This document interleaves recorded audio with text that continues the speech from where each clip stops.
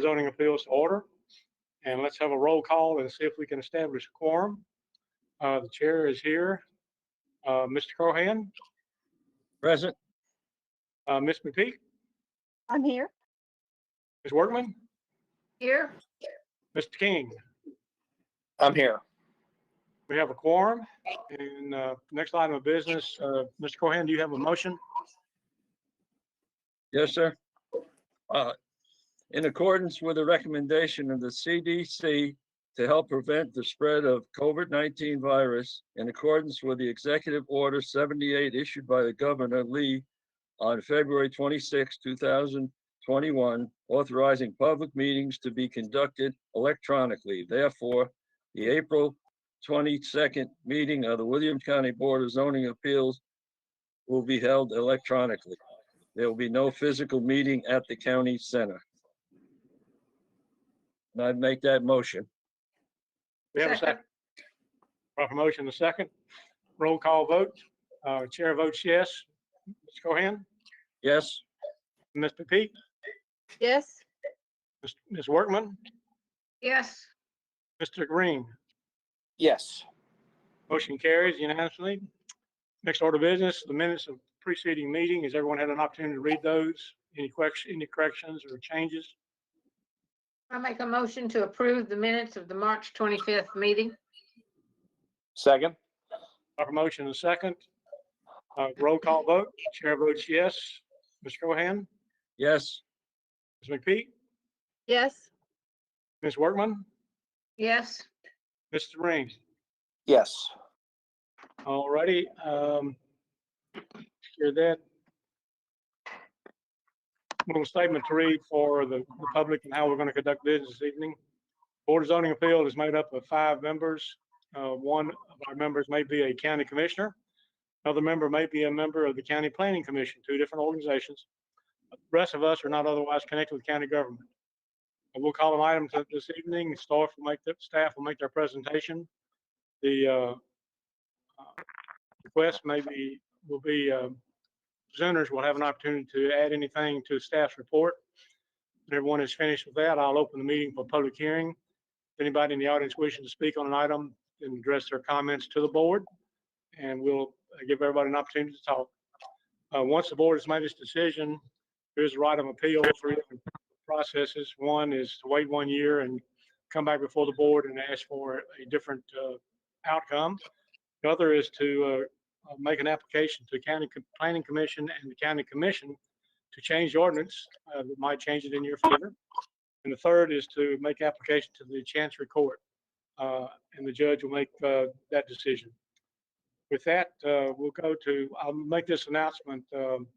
Item number 2 has been withdrawn, so we will not hear that this evening. If there's anybody in the audience or online wanting to hear part of that, it will not be heard this evening. It's been withdrawn.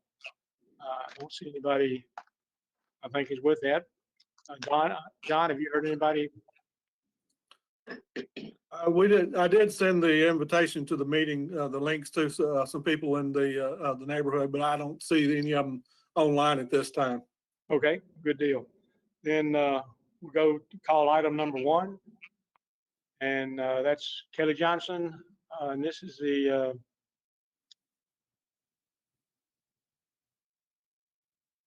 Kelly Johnson and Kylie Bollinger. Everybody here? Okay. Yes, sir. Kylie, have you got the staff report? Yes, I do. You'll go ahead. A request by Kelly Johnson and Callie Bollinger, James R. Cheshire III, trustee, for a special use permit for a temporary special event, extensive impact for the Barefoot Republic Camp held June 7th through June 11th and June 14th through the 18th at 1761 Lawrence Road. The property is zoned Rural Preservation 5 and is located in the 9th District. This application has been made for a special use permit for a day camp to be held during 2 weeks of June. Barefoot Republic Camp is a multicultural summer camp for kindergarten through 6th grade students, offering the experience of diversity, specialty classes, worship, free time, and Bible study. The dates requested for the camp are June 7th through 11th and June 14th through 18th, 2021, with staff training days on June 6th and 13th, 2021. The site is a portion of a 466 acre farm on Lawrence Road. This will be the 7th year for the property trustee James R. Chessar III to grant approval for the camp at this site. The site plan shows the required 200-foot buffer along with the bus route and drop-off site, parking areas, event areas, nurses station, water stations, and porta potty locations. The maximum number of campers, parents, staff, and volunteers expected to be on site at any one time is 600.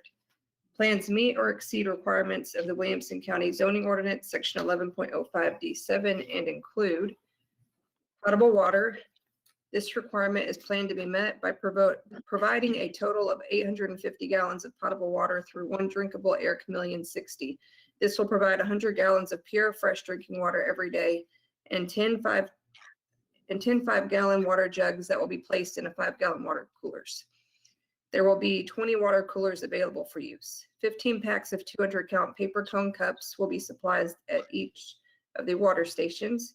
70 40-pack 16.9-ounce bottles of water will be purchased to accommodate for the additional 350 parents attending on the Friday Youth Productions Night. There will also be an addition of 5 40-pack 16.9-ounce water bottles and 4 28-pack 10-ounce Gatorade variety packs available for emergencies at the nurses station and on the buses. Should additional water or cups be needed, a staff member will be dispatched for the additional inventory. Porta potties. Fusion site is scheduled to supply 11 standard and 1 handicap units. This exceeds the ordinance requirement of 4 units. Trash. J&J Services is scheduled to provide a 20-yard dumpster along with trash removal service. Vehicles. Campers will carpool on 4 buses and 4 vans from Barry's Chapel Church of Christ in Franklin and Brentwood Hills Church of Christ in Nashville. Parking is shown in an area near the entrance for the buses, vans, and overflow. Staff will park in areas to the rear of the site, and parents will park at the designated youth production parking as depicted on the site plan for the Friday night production. This plan of 168 parking spaces exceeds ordinance parking requirements of 107 parking spaces and appears to adequately accommodate the vehicles expected to be on site. Lighting. No lighting will be needed as this camp ends during daylight hours. Security. 25 staff members and 50 volunteers will provide security. The hours plans are for camp to open at 8 a.m. and end by 7:30 p.m. Ordinance permits hours of 10 a.m. to 10 p.m. However, the Board of Zoning Appeals may vary that time if it deems such to be in the public interest and as having no adverse effect on neighboring properties. The noise. Application states that any sound amplification will adhere to a noise ordinance standards. Medical. A nurses station to be staffed by 2 private nurses is shown on the site plan. Many of the camp events will take place outdoors or under temporary events on site. A large barn, some small cabins, and a covered pavilion that are on this farm will also be utilized. Plans indicate requirements of Williamson County Zoning Ordinance Section 11.05D7 will be met. Applicants are before the board to request special use approval of Barefoot Republic Camp, June 7th through the 11th and June 14th through the 18th. In addition, a request is made for approval for the special opening time of 8 a.m. as provided for by 11.05D7. In addition to meeting the specific criteria, the board must decide whether the request meets the special use standard for 5.01E by determining that this use is appropriate in the location for which it is proposed. Mr. President, Yeah, I've got just a couple of comments here. Got their site plan on the screen where you can see, let me get it down. This is the overall property out on Lawrence Road with a 200-foot buffer zone shown around the property. They've got plenty of area for that, no problem with the buffer zone. Their site plan for the activities, and all of this is in your packet in attachment 1-4. All their activities, this is Lawrence Road, way out here. The numbers around here where all the activities take place. They have added a new pavilion this year, a little bit to the northwest that they will utilize as part of it. But I wanted to point out the numbers, all of the yellow numbers, all the 27s are hand washing stations that they have added this year. You know, last year they had made application to come before the Board of Zoning Appeals and withdrew the application because of the COVID restrictions and the virus guidelines. And this year, they've feel like it's safe enough for them to go back with the camp. In attachment 1-2 of your packet, Exhibit B, they have several pages dedicated to the best management practices and what they will do to ensure the safety of the participants and to help limit the spread of the COVID-19 virus. And that's all I have, Mr. Chairman. Okay, thank you. Presenters, Ms. Johnson or Ms. Bollinger, who wants to be the first to go? You can add anything to the staff's report or make any comments to the board. Yes, I would like to just let you guys know that during the COVID season, we were able to successfully run a very, very small number of people up at our Kentucky campus safely outdoors. And we learned a lot in that process about how to keep people safe, how to keep them distanced, and 99% of our activities at the farm this year will be outdoor. Anything else? No, sir. Okay. Ms. Bollinger? There is nothing that I need to add. You Okay. you summed it up well. Well, at this point, we will open the meeting for public hearing. If there's anybody in that's checked in, or John, do you have anyone call in?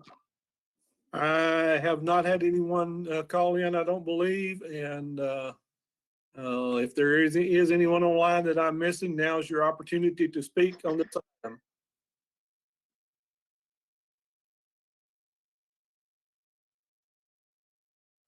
So I don't believe we have anyone, Mr. Chairman. Okay, then we'll close the public hearing and go to the board for questions, comments, concerns. I'll start off with one concern I have. I noticed in the packet that you had in the write-up where it requires that you have a security guard. And a comment was that doesn't apply to your particular operation. That's not really true. That requirement applies to everybody. It's been my experience when we have a group with a lot of people, they want to say everybody is responsible for safety or security. Something goes wrong, nobody's responsible. So you need to appoint someone to be point for that. Otherwise, I'm very impressed with your application. I think you've answered all the questions that I had, but that one kind of jumped out at me. I'm an old safety guy, so that's one I kind of watch. Other questions, board members? Mr. Chairman, this is Don Crohan. I have a couple of questions if I could. Go right ahead. They're saying there's no lighting required because everything will be done in the daylight hours. But yet we're showing 10 a.m. to 10 p.m. Am I reading that right? No, Where are you saying it, Don? No. It says hours. It says No, plans. sir.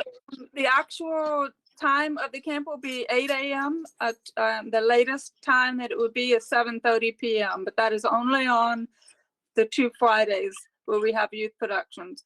The camp will normally run 8 a.m. to 5:30 p.m. So on the 2 times that you have going late, do you have lighting on that? If I could clarify, Mr. Chairman, their camps will end at 7:30, so they won't need lighting in the evening. From 10 a.m. to 10 p.m. on the staff report are the allowable hours, and the zoning ordinance states that with your permission, with the Board of Zoning Appeals' permission, they may start earlier than 10 a.m. So their plan is to start at 8 a.m., but they will be finished before dark. So lighting is not a factor. Okay. Okay, so then we'll have to have a motion for them to be able to start early. Correct. The other question I had on here, and I maybe was just reading this wrong. It says they plan on 168 parking spaces. And the parking requirement is 107. Yes, sir. We have more parking spaces than we could possibly need. We have 4 different spaces where we can park people. 3 of them are marked on the map. We do not anticipate in any way filling all of those 3 parking lots up. Okay, thank you. Okay, who else has a question?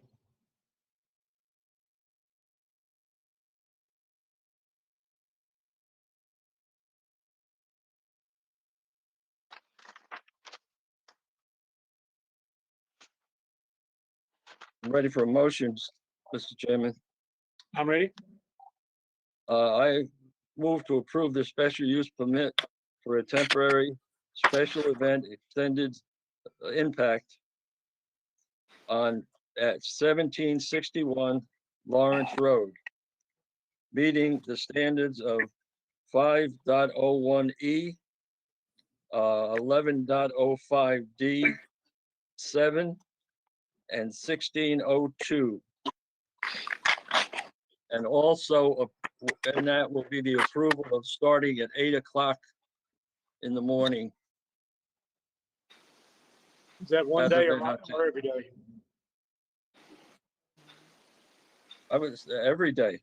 Every day, okay. I second the motion. Proper motion and a second. Any discussion on the motion? Ready to vote? Ms. Cohan, Yes, Ms. Workman, Yes. Ms. McPhee, Yes. Mr. Ring, Yes. chair votes yes. The motion passes unanimous. Thank you very much for coming in this evening. And that conducts our business on this item. As I mentioned earlier, we're not good. Item number 1, item number 2 has been withdrawn. I don't think we've heard anybody talk about that. John, have you got anybody online with that one? No, sir. Okay. Ms. Ransom, you want to talk about training we might want to do sometime in the future? Yes, thank you, Mr. Chairman. Some of you may know this, but I know Mr. Crohan does because of the planning commission meeting, but we recently had to update the zoning ordinance related to our floodplain regulations because TEMA and FEMA required us to do so. And so we did. And then they came back and said that we didn't update them quite enough. And they didn't like our variance provisions that we've had in there since they gave us the model ordinance 10 years ago. Anyway, Long time we've ago. been using those for a long time, and they want us to do more and it to be a lot more specific related to language that's in the CFR. My position was always that what we have in there was more stringent than what was in the CFRs, and so what we had was fine. But this time they threatened to dump the county from the flood insurance program if we didn't change it. So we're changing it. Yeah. And that's going to the county commission in May. Now, the unusual thing is they made a really big deal out of it being in a big hurry, but y'all have seen maybe 2 of these in the last 15 years. Because it's only when a variance is requested in the floodplain. Now, one of them was a couple months ago, or 2 months ago. But anyway, so what this is going to do is it's going to set up almost a 2-step evaluation of those requests when they come in, our variance stuff and the floodplain variance stuff. So what I thought might be helpful, and that would be 1 hour of y'all's training time, is to go through the changes that we've made. And then also FEMA has done a good job of putting together some guidance documents on how to evaluate some of this because it's a little broader than your usual variance standard. So I thought it would be a good opportunity through our training to just kind of talk through those guidance documents and stuff as well. So John and I wanted to see timing wise, we can still do that virtually since you're not going to be deliberating. We think maybe your virtual authority may go away at the end of April. Of course, we never know until the last minute. This one goes until the April 28th, I think. So we'll know for sure next week, but I'm hearing that we will no longer have our electronic authority starting in May. But we can do our training that way. since you're not deliberating or anything, we've just given notice that y'all are hanging out together and doing training.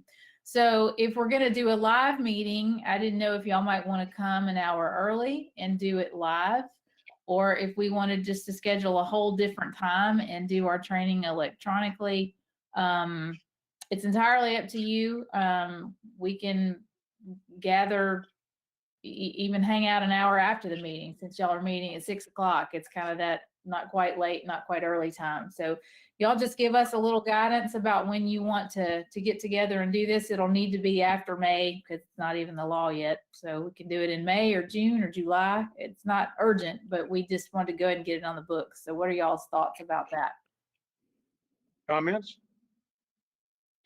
I like the idea of doing an hour either before or after one of our meetings. Okay. That's Andrew. I definitely like doing it an hour before. We can come in an hour early and do it. Perfect for me. Guess what? This is Karen. I'd rather have it, I think, an hour before. Okay. So if we go back to the, Before. I'm sorry, Mr. Chairman. Looks like there's a consensus for an hour before meeting. So if we go back to a live meeting this summer sometime, y'all just want to come in an hour before that and we'll knock that out and then have the meeting. Right. Sounds good. Then you want, Chrissy, how much is there to this? Could we get a copy of this before the meeting? Oh, yeah, We could look it over. Yes, for sure. Once I know, I mean, I didn't want to send it to you too soon and it just kind of sit around on your desk. So once I know after it's adopted and we can give you, like you'll need a revised zoning ordinance anyway, but I'll give you the changes themselves and then some of the guidance documents and stuff. Cause it's in narrative form, the guidance documents, it's like memorandums and pamphlets and things. And so we'll want to talk through the guidance documents on variances and then the FEMA variances related to ag structures, which is a whole other ball of wax, which y'all have seen one of those before too. So it'll be an interesting discussion. And frankly, I'm going to have to read up on it some too. So sometime this summer, assuming we have a meeting based on, if we have an agenda, maybe June or July, John and I'll plan it and then make sure everybody's going to be in town, because I know there's a lot of potential travel this summer. There wasn't last summer, so maybe there's some potential for vacations this summer. But we'll just plan on doing it an hour before one of our meetings this summer, and we'll knock that out. But yeah, I'll definitely set it up. If we happen to have a meeting where there is no business, it would be an ideal, go ahead and do the training on that date.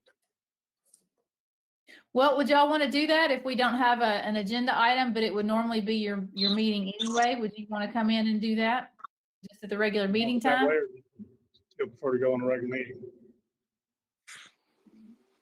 Fine with me. Would it be Yeah. worth traveling or coming to if we're not doing virtually, it'd be worth traveling for a 1 hour session where we could do it before the meeting the same way and just travel there once. Okay. I agree. Well, we'll leave you and John to figure out the details and let us know. We will do it. Okay. It's gonna be Sounds fun. Always. It's gonna be fun. Mr. Chairman, I have one other question. Item 2 that was deferred at this point or withdrawn, will that be coming back up? Should we hold on to the paperwork on that? No, sir. The applicant has applied for a different permit that should comply with the zoning ordinance. Okay, thank you. Anything else? I move to adjourn. A second. Second. Motion made and second, and we are adjourned. Thanks, Thank you. everybody. All right. Bye.